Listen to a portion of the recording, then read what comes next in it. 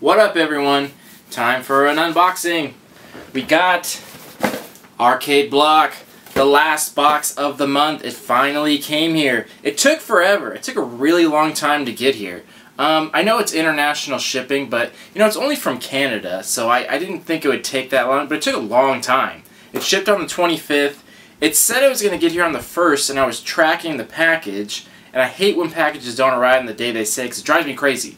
But it didn't get here till the 6th. But anyway, no harm, no foul. We got the box, so let's take a look at it. Last box of the month, and then we're going to do our monthly review. Excuse me. It's going to be epic. Let's get in this box. But first, beer break.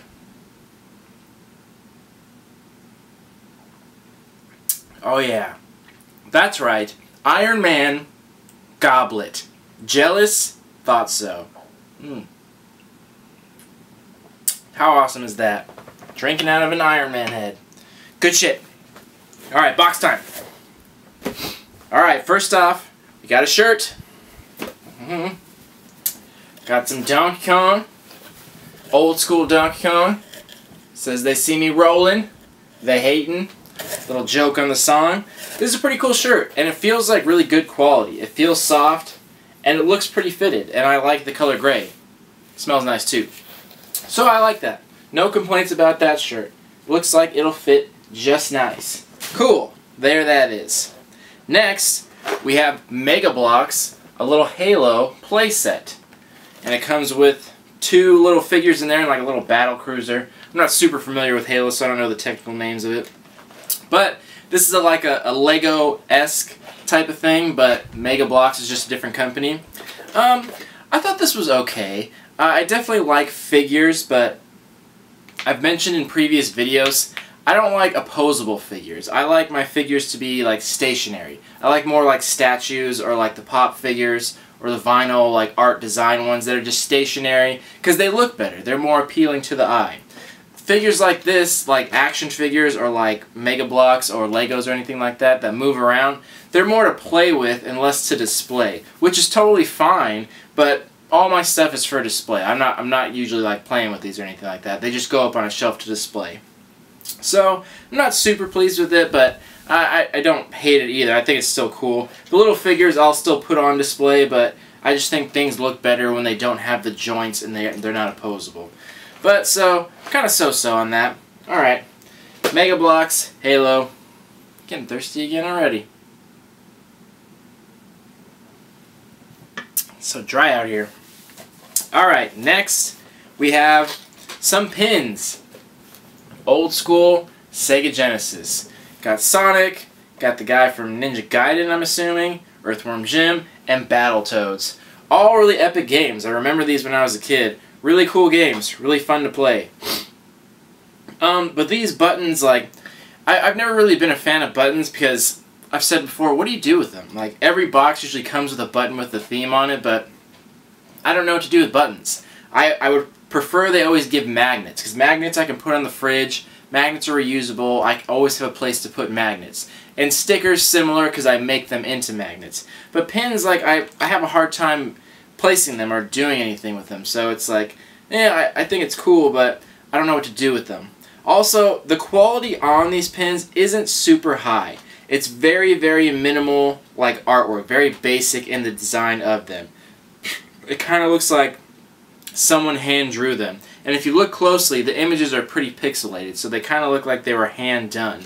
And it's not by any brand or anything, so I'm assuming that Nerd Block made these themselves. So you can definitely tell the quality here, and it's definitely not high.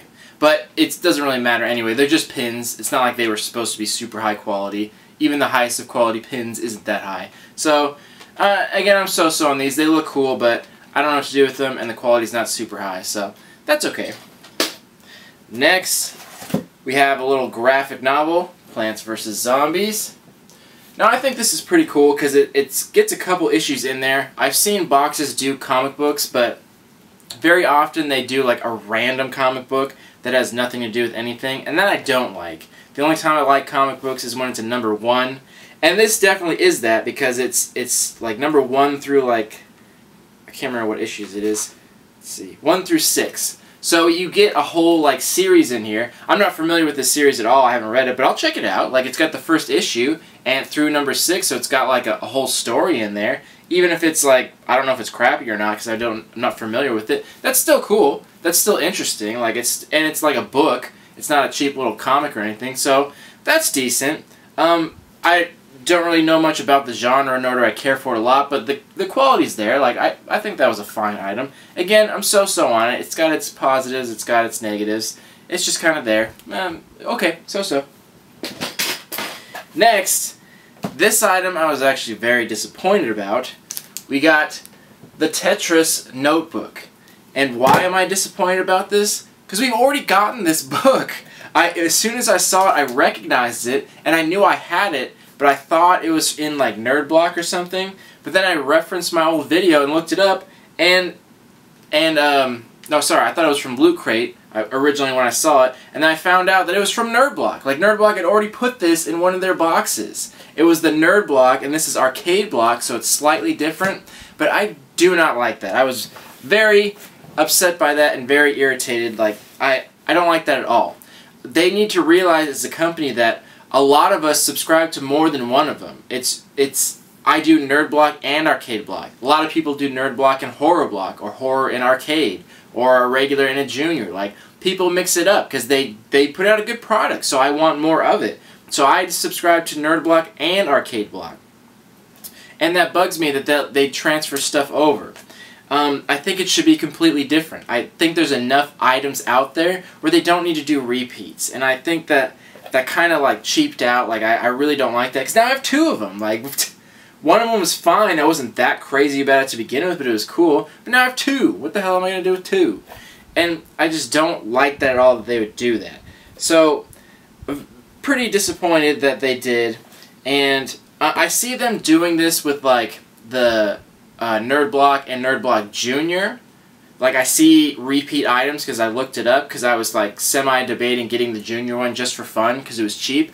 But they do a lot of the same items. It's the same items, like one's for adults and one's for kids. So you wouldn't want to get both of those because they have a lot of repeat items. But I thought like Nerd Block and Arcade Block would be okay because they're different genres, but apparently not.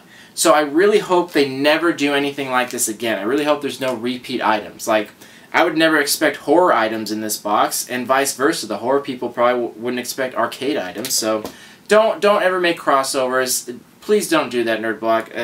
I'm not happy about that. And this is pretty much useless to me because you already gave it to me. Like, don't do that. I don't like it. No. There that is. Last item in the box is actually a little sticker set. And this isn't really much, just some stickers. But these are actually really cool. I really like the design on these. It's got some famous game characters. Got Mortal Kombat, you got Link, Star Fox, and like the sack guy from PlayStation. Yeah, these are designed really well. I don't know how well you can see them on my camera that doesn't focus, but I think these are really cool stickers. I really like the design on them. I'm pretty pleased with them. At the end of the day, they're still just stickers, but I'm totally going to make these into magnets and put them on my fridge. I really like them. I thought they were very cool. So that's all the items in the box. Got our little card here saying what's in there. So overall, I wasn't super pleased with this box. Last month's box took like the #1 spot of the month, I think, because I thought it was great. Had such cool things, had new things like innovative, creative ideas. It had things that you wouldn't see in other boxes. And this one, I wouldn't say the opposite, but definitely not creativity when you're doing duplicate items. Like, I didn't like that. So, I don't know. I think January in general had a lot of like misses for boxes. I was pretty disappointed in a lot of them, which kind of sucked. But let's get into a value of this box. Iron Man. So, value of the box. Starting off with the shirt. Keep it simple. 15 bucks. It was a good quality shirt. I liked it. I'll probably wear it. I like these colors they got too, with the gray and like the neon yellow. I thought that was cool. Interesting. Next, we got the Mega Bloks. This was kind of hard to put a value on. I did a little bit of research. There are similar things out there that I saw for like $20, but they were bigger sets. They came with bigger vehicles and more figures. and there were really small ones that were just like a couple dollars. There was millions of these online. It was hard to find one that was the right price. There were just millions and millions, like people just can't give them away. But looking at other sets of this size in different brands and kind of judging the other ones, I would put this at like $10 to $15. 10 on the really low end and 15 on the high. Probably around 12 to be like fair.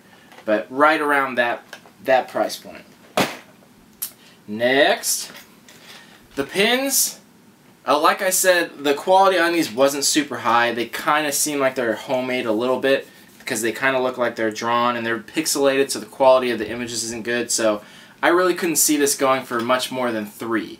On the highest end, 5, but I think that's way too much. Because you can buy pins like this of really good quality, like retro pins from the era that are better quality than this, for like $1 on eBay, like $1 or $2. The same characters, Sonic, Battletoads, like all those same characters. You can buy the same pin sets with more pins for like $2 or $3. So I really couldn't see this going for more than $3. No way.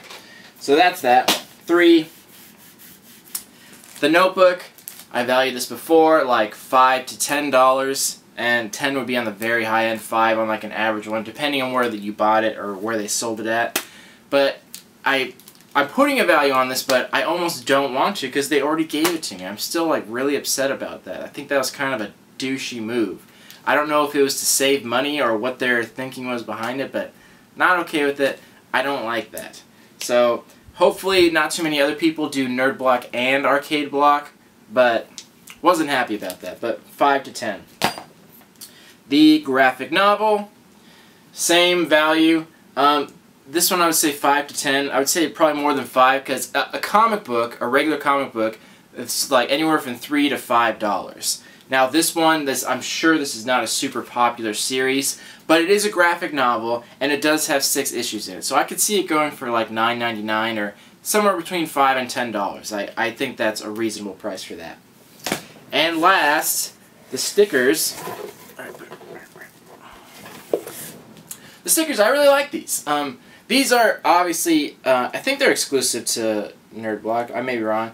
This company, Playful Gorilla. If these were sold in stores, something like this, I could see this going for a decent amount, like 2 or 3, which is a lot for just one sheet of stickers. But they're good quality. I really like the design. It shows like a lot of effort in the design of these characters and stickers. So I could see this going for $3, even though it's only one sheet. So yeah, there's that.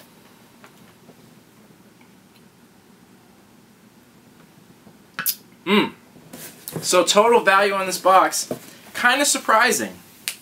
On the low end, only about $40.